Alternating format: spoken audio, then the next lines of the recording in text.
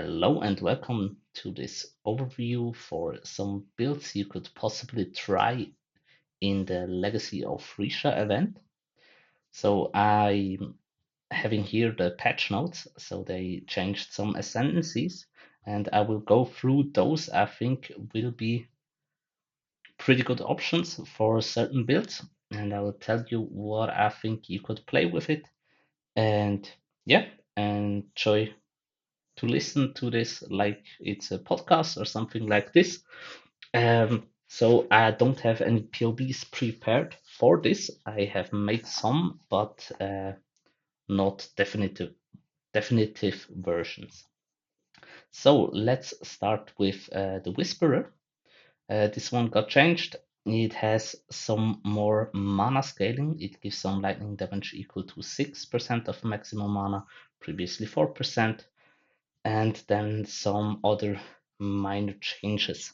Uh, the nodes you want to go with the Whisperer are just the mana stacking nodes. So you stack the dexterity, and that's how you basically gain your damage.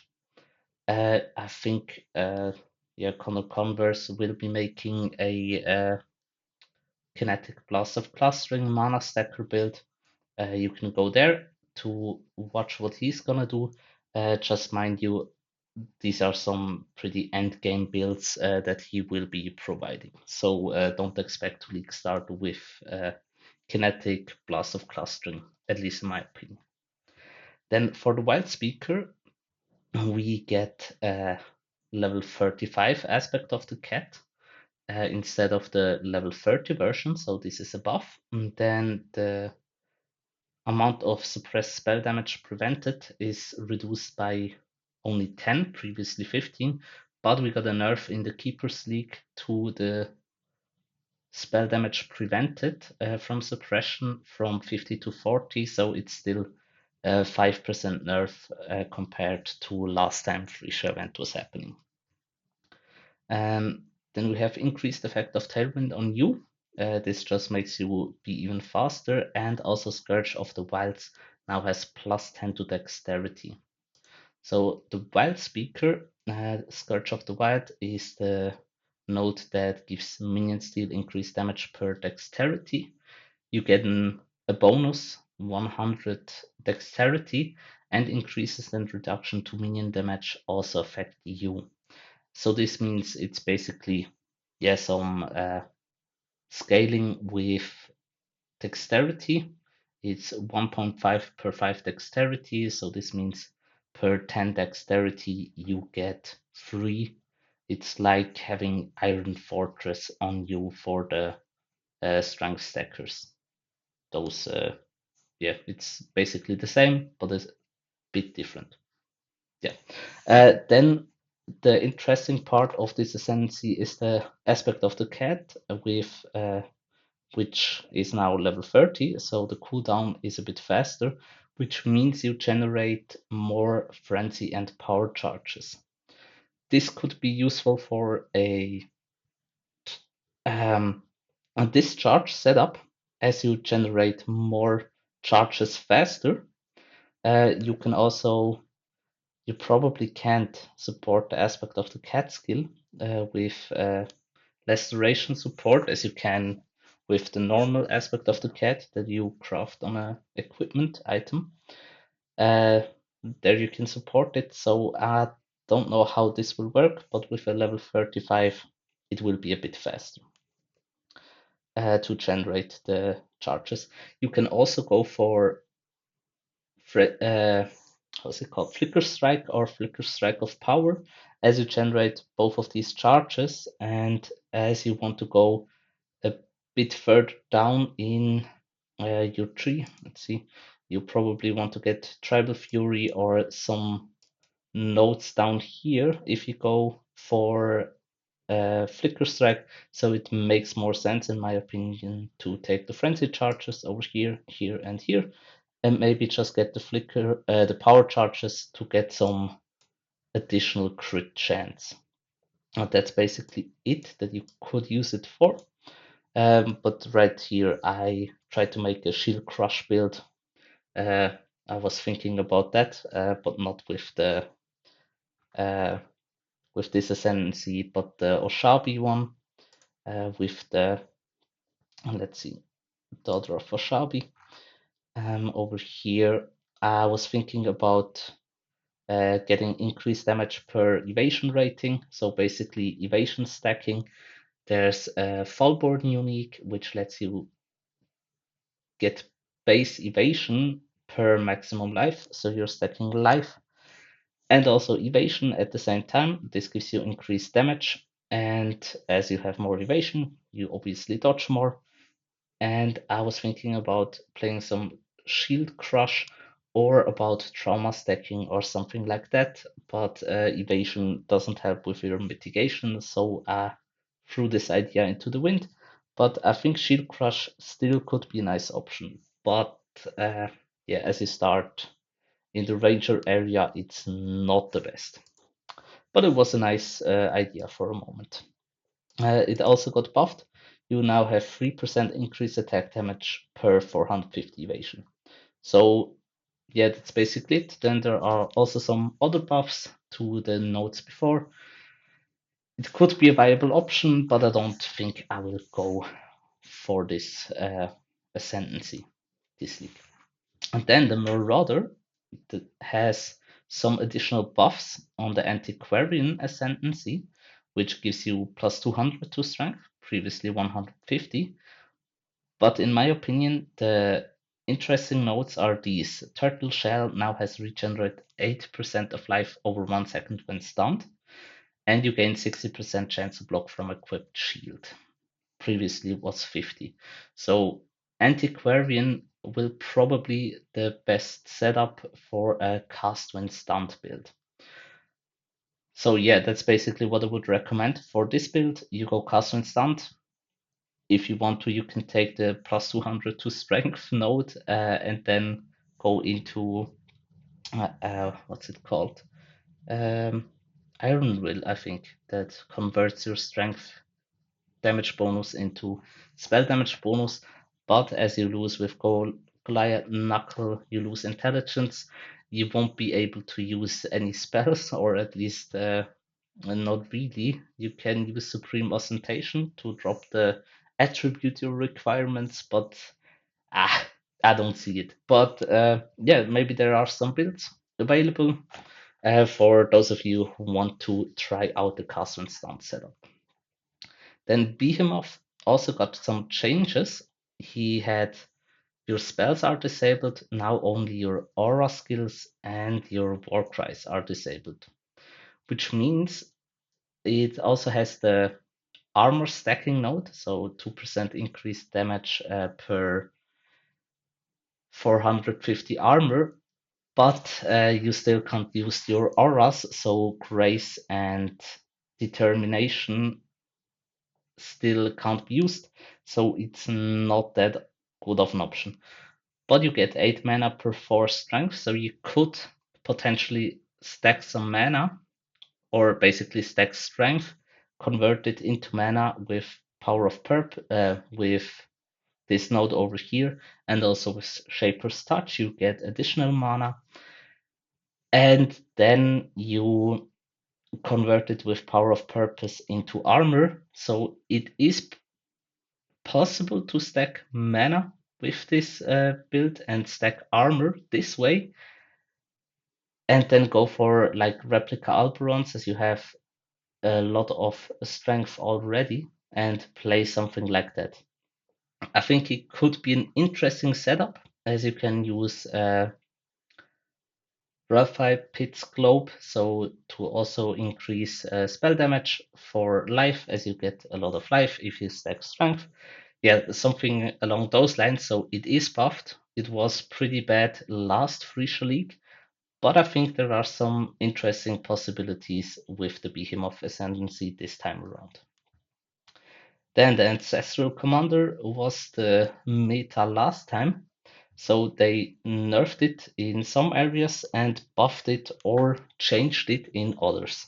So first of all, you lose 1 maximum endurance charges, which sucks because it made you really tanky and your endurance charge stackers were really happy with this ascendancy.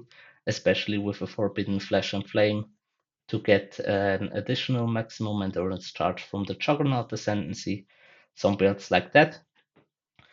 Then also the Defiance of Destiny effect was nerfed to 10% of missing life you gain before being hit is now only 10% instead of the previously 15%. Then there are some Warcry changes. I don't know how they affect the builds you play with Ancestral Commander, so I'm not quite sure about that. And then also comes Leadership, gives you a bigger buff this time around. So they changed the yeah, what do you call them?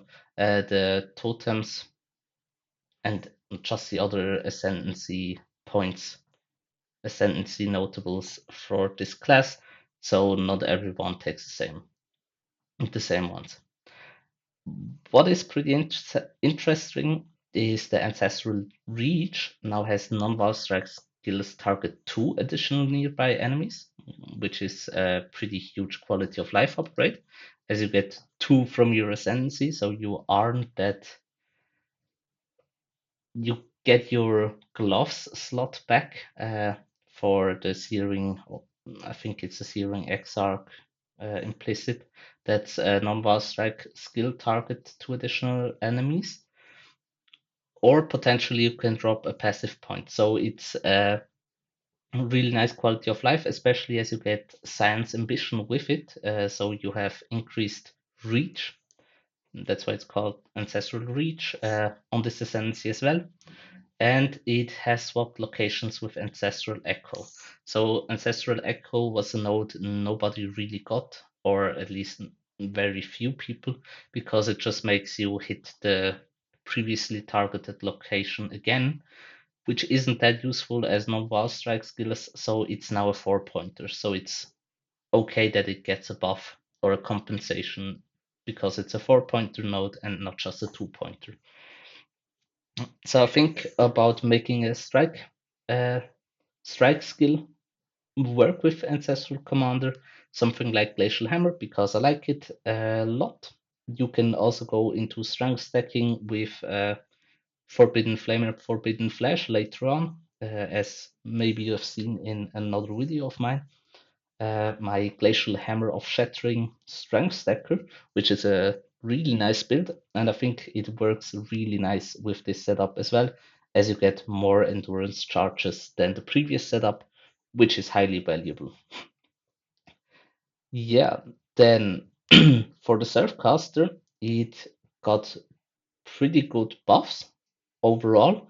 It now has 4 increased cast speed on the minor nodes, which just makes spellcasting a lot smoother.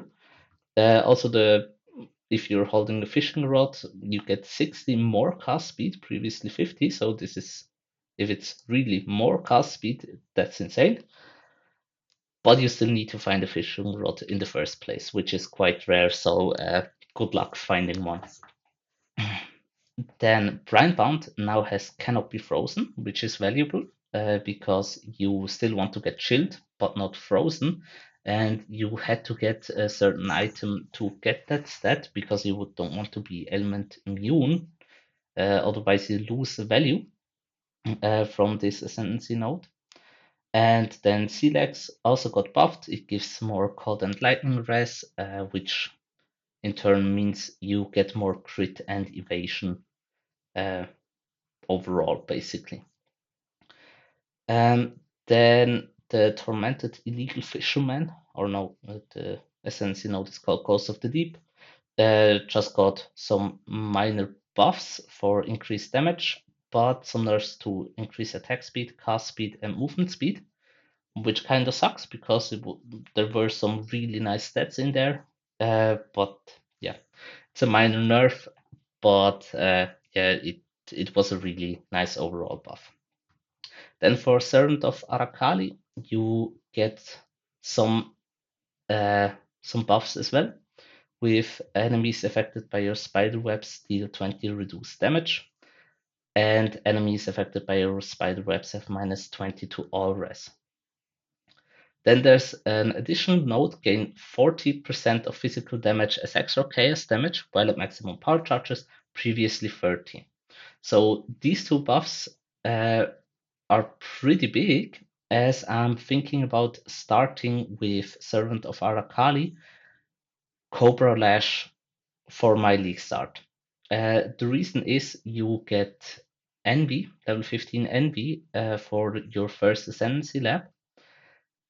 And this is just really huge. You get 100 base chaos damage for the whole campaign for free because it doesn't reserve your mana, which in turn means the campaign is really easy and you can do the second and third lab as well.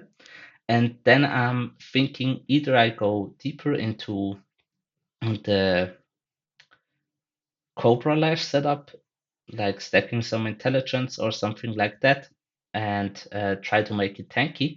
My other option I'm thinking about is playing Blade Vortex with, let's see, Blade Vortex basically with poison and chaos damage. So right now I'm thinking about Cold Iron Point just to get some physical spell damage, some levels to physical spell damage, uh, not damage, just physical spells. And Blade Vortex is one that profits really a lot from having some additional levels. So that's what I'm mainly thinking about. And then the starting point from the tree really helps you in getting some chaos damage, damage over time, poison. The thing about playing this is you need to get some poison tattoos. So it isn't something that you're gonna do on the first day, but you will swap into, I think, in 2 yellow or red maps. And maybe after red maps, as you get 4 void stones. At least I think we get void stones in.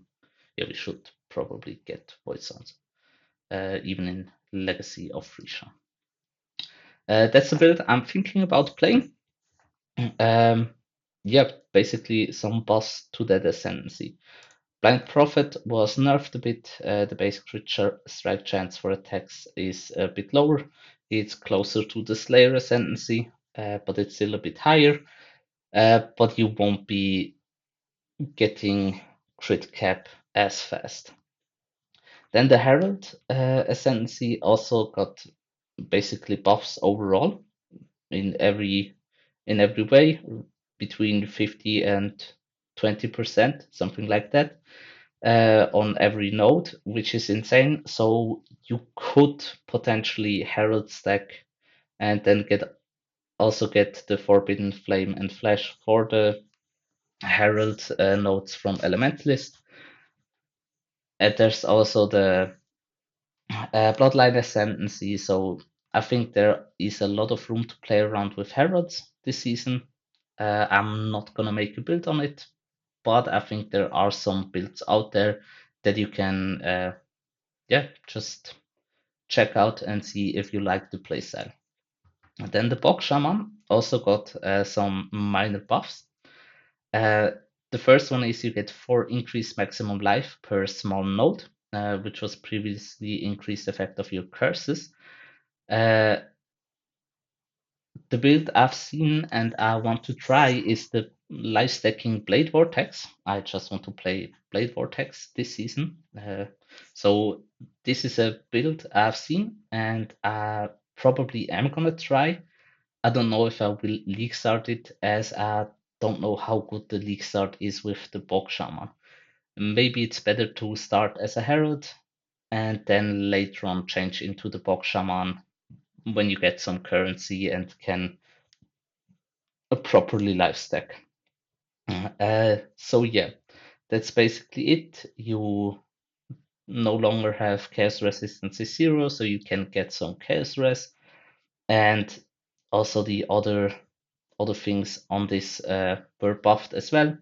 You get with Toad Pack 42 all elemental resistances. Basically, you reduce the elemental resistances of enemies. You have increased projectile speed, increased area of effect, increased skill effect duration, which with Blade Vortex also is really nice because you don't have to press it as often as before. Yeah. Uh, then for the duelist, there are some Gambler buffs. I think Gambler is a pretty solid starter. Also for a Cast When Sun setup, seems pretty nice.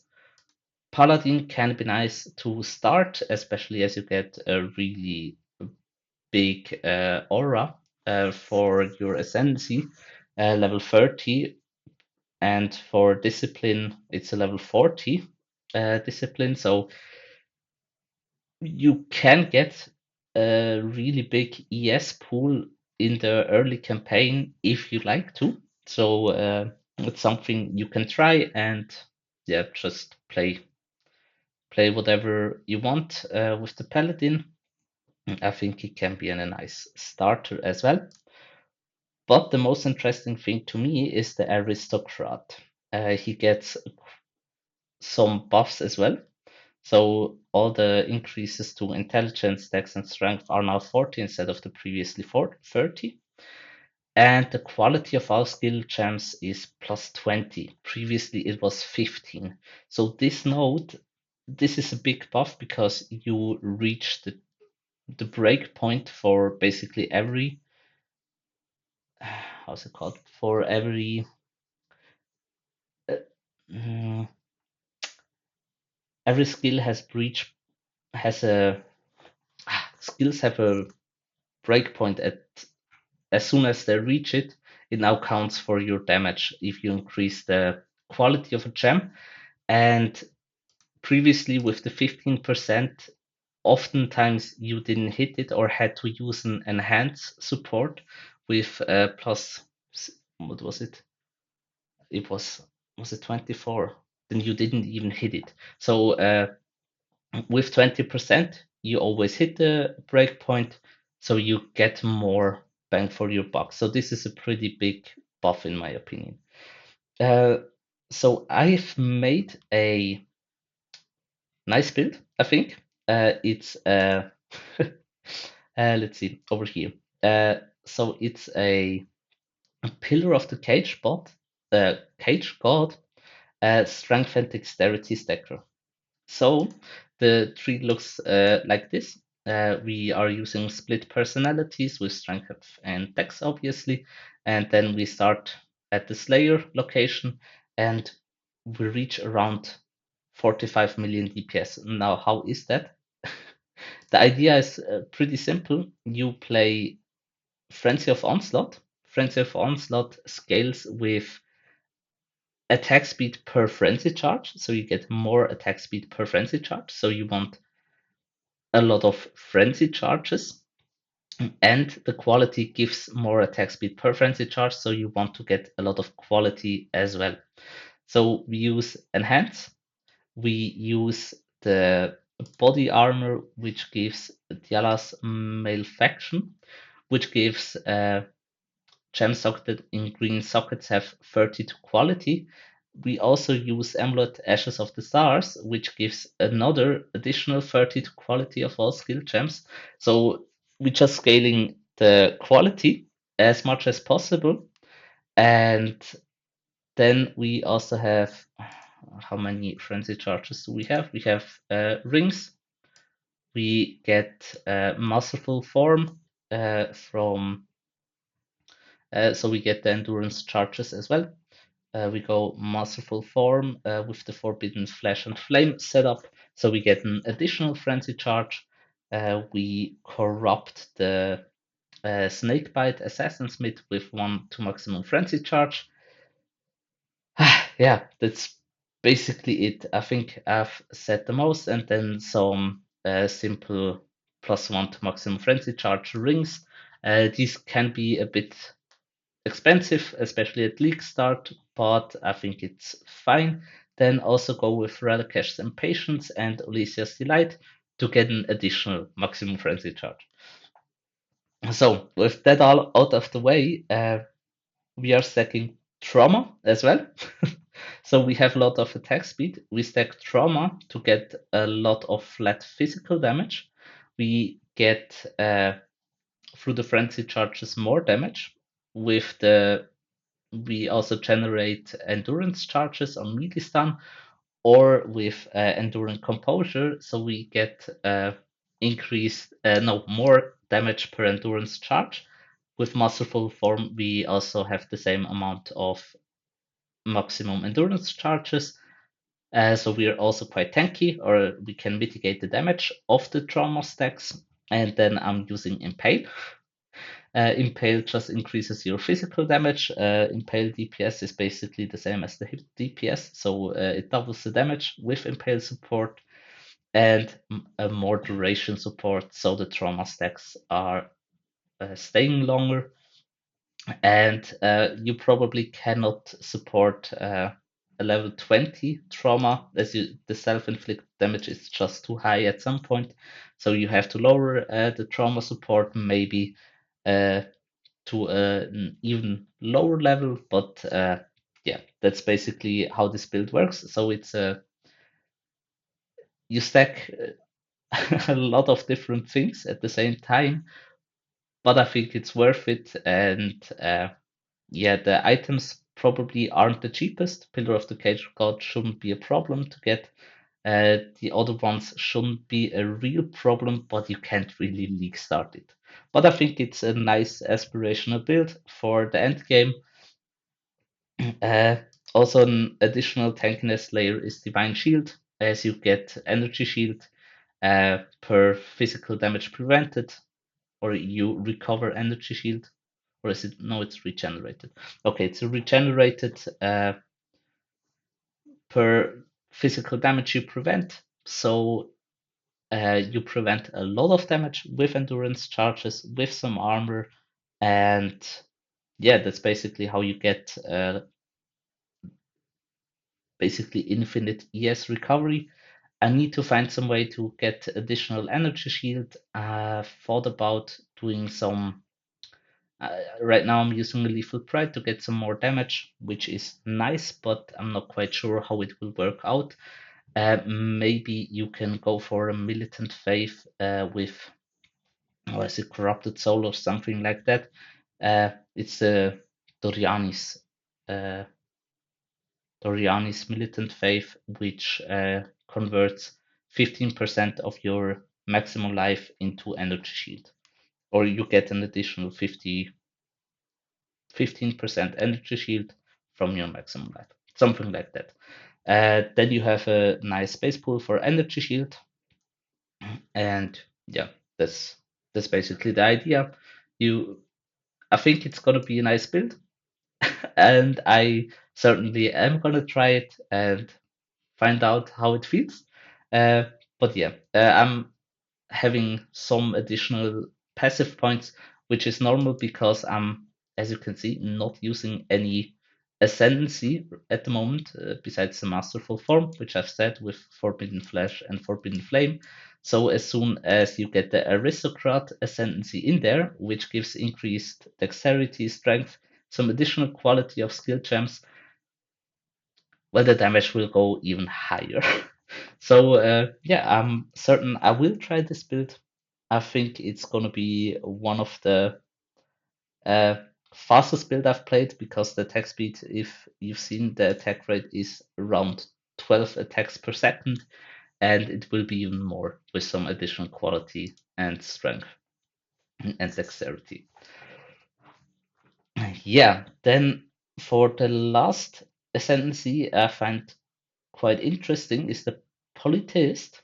Uh, he gets also some minor buffs. You get increased global defenses, and well, it was buffed basically overall. So every little node got some minor buffs, which have varying effects, which just is yeah, increase in quality of life. And I'm thinking about going something like the Aberraths. This one, Aberrath's Fury, now deals 100% more damage, and you're unaffected by Ignite. But I think this will be quite fun to league start because you just walk around and kill everything. So it's basically a righteous fire, a bit smaller AoE, but you can scale it, I think. And then, yeah, you just walk around and kill everything through the campaign. Afterwards, you will probably need to drop this node, but yeah, it should be it should be quite a nice ascendancy for league start. And then later on, go into maybe a Val setup. There are uh, certainly some build guides out there for Val. I think Dreamcore talked in his last video about some cool interactions with Architect of Chaos and the Bloodline Ascendancy, which gives also some uh, Val effects. So yeah, this is gonna be a nice idea as well to swap into later on. Then the Scion also was changed for the Scavenger. There are some nerfs in the upper wheel for the Scavenger and some buffs in the lower wheel. So Void Battery sadly was nerfed. I was thinking about doing a league start and going into the Void Battery node to increase the spell damage per power charge. This was nerfed, sadly, and Cloak of Flame also was nerfed. It now gives only 30% of physical damage taken as fire damage. Previously it was 40, which is sad, but it is what it is. And what's interesting is Doomfletch now has gained 25 of weapon physical damage as extra damage of each element. So this could potentially be a really nice ascendancy for slams or some physical skills where you want a really good physical weapon and convert the damage with I don't know which weapon would be the best choice, but I think a high phys weapon will do nicely. Then play hatred, added fire damage. Maybe you can even go comes primacy and get a insane scaling on your physical damage. Maybe you can even go into trauma stacking as well, somehow, some way, but I wouldn't count on that. But I think there are certainly some build ideas out there you could play. And then the Oro Sacrifice now has 50 chance to ignite. Uh, if you ignite an enemy, you get a frenzy charge. Is basically the effect you get that was already there. Now you get also an additional chance to ignite, which just helps generate your frenzy charges as you don't need to crit because you have a high chance to ignite as well. And then Starforge now has 30 increased area of effect for attacks.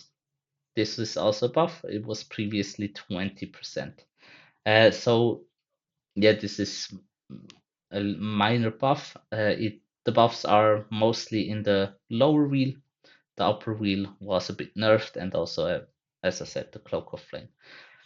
Yeah, that's basically the changes and the builds I'm thinking about playing or trying out, or I'm just curious to see other uh, people make. So tell me in the comments, which build are you going to play, and what are you most excited to see build creators put out builds for which ascendancy.